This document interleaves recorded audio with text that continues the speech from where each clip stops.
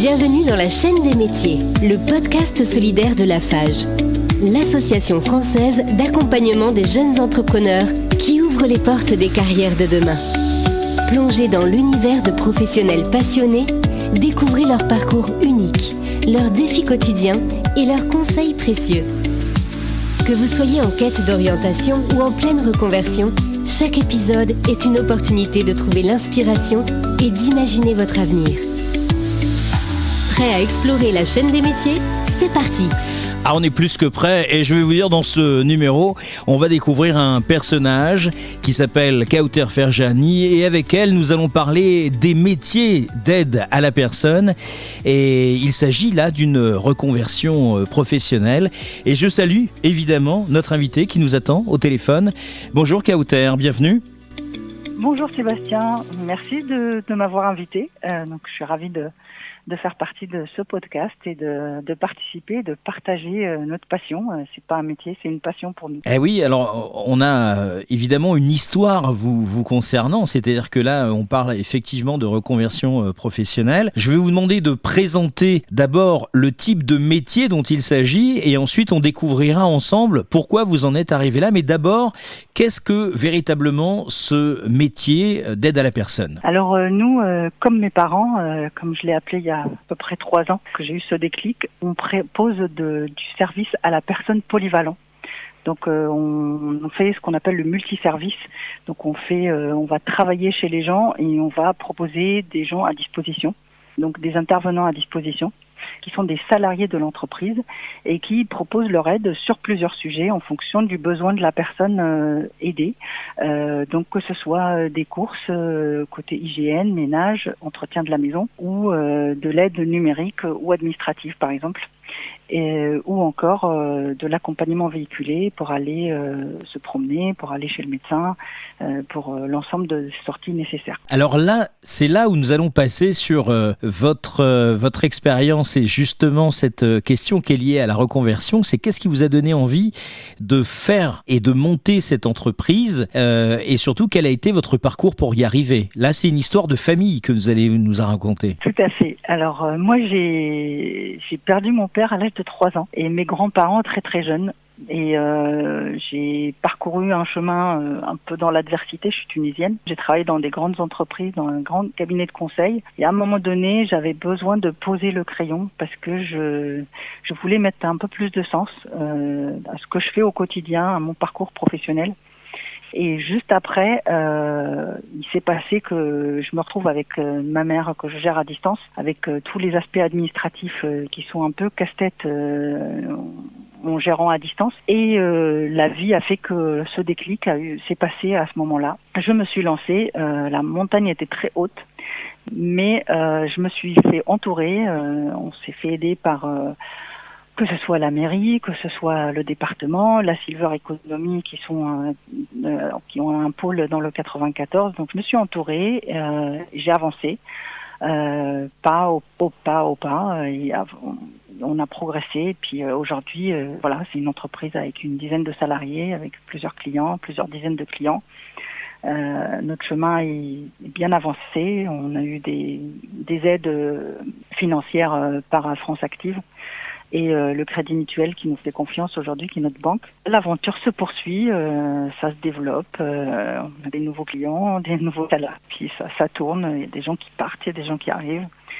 L'aventure est très très belle et je suis plus qu'heureuse d'avoir fait ce chemin, parcouru autant de chemins pour cette entreprise et voilà, ça se poursuit. Et tous ceux qui vont pratiquer par votre intermédiaire ce travail sont encore plus sensibilisés puisque le nom que vous avez choisi, vous nous l'avez dit, c'est Comme mes parents. Et je rappelle également un petit peu, parce que c'est plutôt bien fait, vous avez un site internet comme mesparents.com et en cliquant sur nos services, on a un arbre. Ça fait évidemment penser à l'arbre généalogique et sur lesquels vous avez mis quasiment tout ce que vous proposez, les courses, le ménage, pas seulement. Il y a aussi de l'assistance administrative, effectivement, parce qu'on s'aperçoit, et en particulier pour les seniors aujourd'hui, qu'il y a beaucoup de démarches qui se font uniquement en ligne et donc pour le coup, ils n'ont pas obligatoirement d'informatique ou c'est compliqué d'aller sur Internet pour obtenir un document et donc vous aussi, vous faites ce type de démarche et puis on a les préparations de repas, les activités associatives, les dépannages, les réparations collaboration. Donc, vous êtes vraiment dans l'aide à la personne et vous sensibilisez effectivement les gens qui vont travailler pour vous, de par déjà même l'identité de votre structure. Est-ce que vous pouvez nous raconter une journée type d'un aidant dans votre structure? Alors l'aidant, la veille, il va regarder son planning. On a un métier qui vit, donc on fait travailler des êtres humains qui travaillent pour des êtres humains. Donc les clients, ils peuvent avoir des choses qui changent, et puis les salariés, c'est pareil. Donc à chaque fois, le salarié, il va regarder la veille son planning, il va s'assurer que il a plusieurs missions. Le matin, il va se réveiller, il va aller chez la première personne, il va l'aider sur un type de mission, et celle d'après, ça va être un autre type de mission. C'est très varié. Ça peut être quelqu'un aussi qui a double casquette, qui peut travailler pour les clients, mais aussi aider au niveau de l'agence. Donc, il peut travailler une partie de sa journée pour les clients, et l'autre partie venir travailler et aider administrativement côté bureau. Donc c'est très varié, c'est très riche. On rencontre des gens qui ont des histoires très différentes, très incroyables parfois.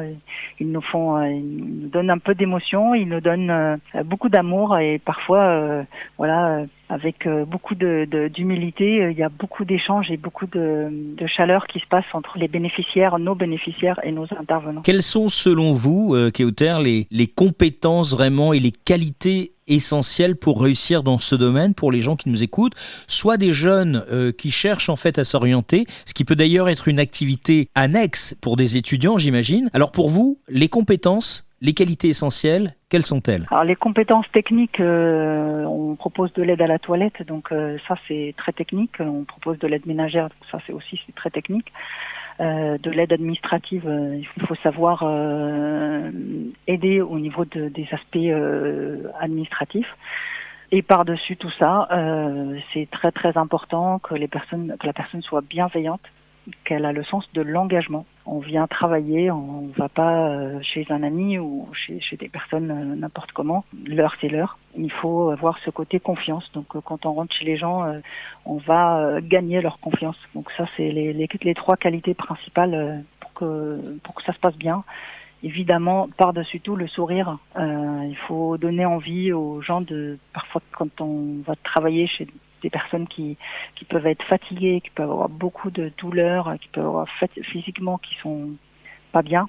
On leur redonne le sourire, parce que voilà, on ramène un peu de soleil et un peu de sourire quand on va chez les gens. Rigueur, bienveillance, ponctualité et bonne humeur. C'est ce que j'ai retenu de votre discours. Comment votre métier a évolué ces dernières années et quelles sont les opportunités qu'il offre aujourd'hui, ce métier d'aide à domicile, mais pas seulement? Alors le métier, il est très vaste.